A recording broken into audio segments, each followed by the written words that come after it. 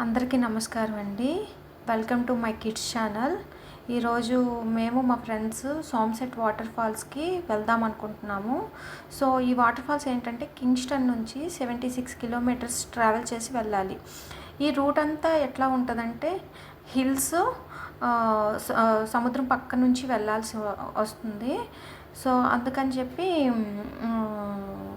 View అంతా photos అన్నీ capture చేసుకుంటూ వెళ్ళాము. కొంత దూరం వెళ్ళిన తర్వాత తెలిసింది ఏంటంటే సోమశెట్ వాటర్ ఫాల్స్ అనేది క్లోజ్ చేసి ఉంది. బికాజ్ అక్కడ చుట్టూ ఏదో రెనోవేట్ చేస్తున్నారని చెప్పి అందుకు క్లోజ్ చేసామన్నారు. సో అందుకని మేము 2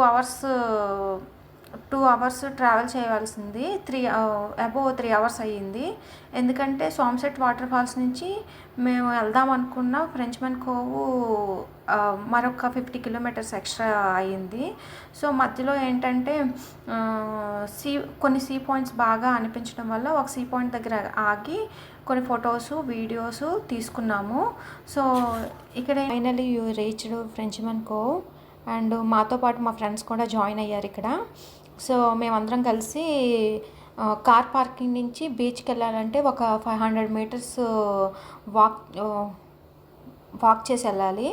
అందువల్ల అందరం కలిసి నడుస్తూ కొన్ని కబుర్లు చెప్పుకుంటూ అట్లా వెళ్తున్నాము. ఇక్కడ చూసారు కదా, ఈ రివర్ ఏంటంటే ఈ రివర్ వెళ్ళి సముద్రంలో కలుస్తుంది అనమాట.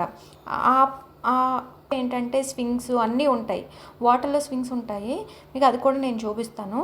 సో ఇప్పుడైతే బీచ్ దగ్గరకు వెళ్దాము.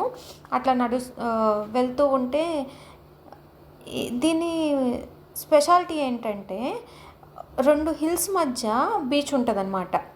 ఎక్కువ ప్లేస్ కూడా ఉండదు, జస్ట్ ఒక 50 మీటర్స్ అంతే బీచ్ మొత్తం కలిపి. కానీ ఆ 2 హిల్స్ మధ్య వాటర్ని ఒడ్డు నుంచి చూసామనుకోండి, అది ఎలా కనిపిస్తుందంటే కలర్గా వాటర్ కనిపిస్తుంది. చాలా అందంగా కనిపిస్తుంది అనమాట. చుట్టూ పెద్ద పెద్ద చెట్లు, మధ్యలో వైట్ శాండ్ అండ్ అక్కడ 2 హిల్స్ మధ్య బీచ్ పాయింట్. ఎంత అందంగా ఉందంటే అసలు చెప్పలేము. నేనైతే చాలా చాలా ఏమంటారో దాన్ని, నేనైతే చాలా నచ్చేసింది నాకు ఈ ప్లేస్. చాలా అంటే చాలా బాగా నచ్చింది. అండ్ ఇగోండి ఆ బీచ్కి వచ్చేసాము. ఇక్కడ నుంచి ఏంటంటే చూస్తూ ఉంటే మీకు ఇక్కడ నుంచి చూసారా కనిపిస్తుంది light blue, green and blue. ఎంత బాగుందో చూసారు కదా. సో మోక్షి ఏంటంటే శాండ్ చూసేసరికి మోక్షి చాలా హ్యాపీ ఫీల్ అయిందనమాట.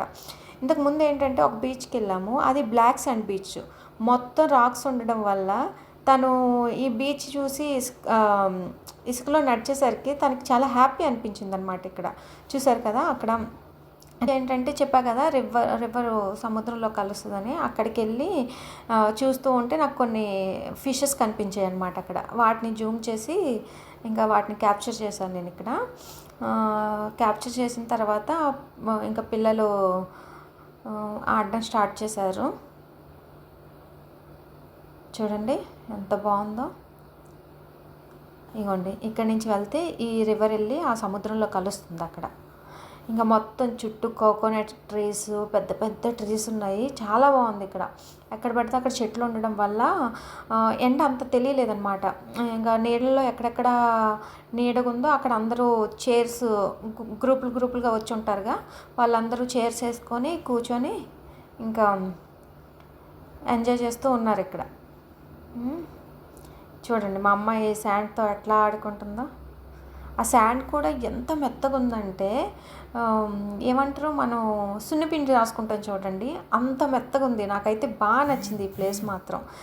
చాలా ఏంటంటే చూడగానే నాకు ఫస్ట్ టైం నేను ఇలాంటి బీచ్లు చూడడం, ఇది నేను ఫస్ట్ టైం వెళ్ళా.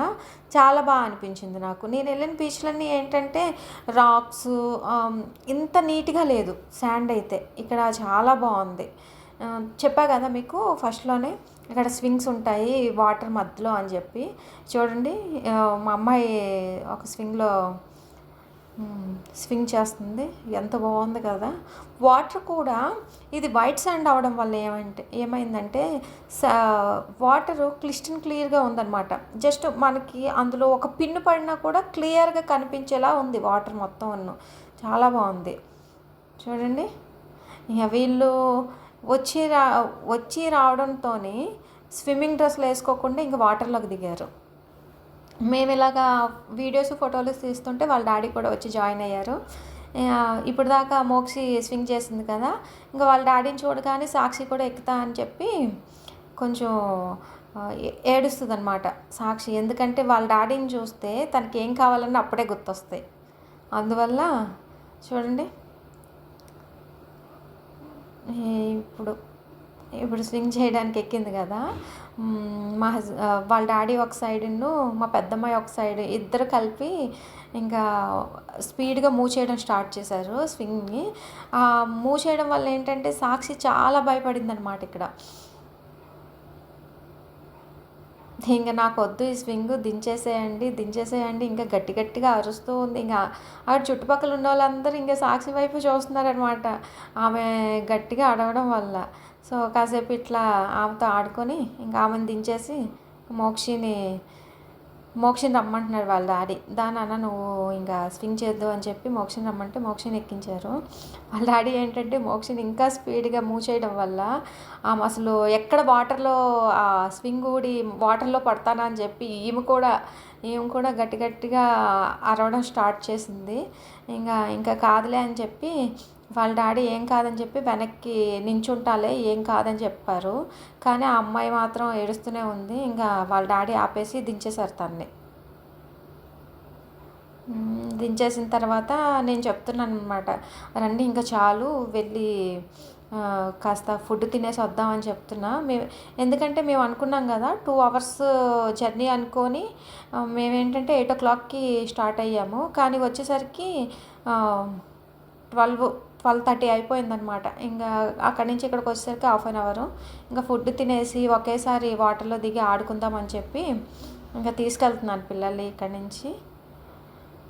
మిగతాది పిల్లలు ఎట్లా ఆడారు, మేము ఏమేమి క్యాప్చర్ చేసాం అవన్నీ సెకండ్ హాఫ్లో వస్తుంది, తప్పకుండా చూడండి. Like, subscribe and comment. Share with a friend, please.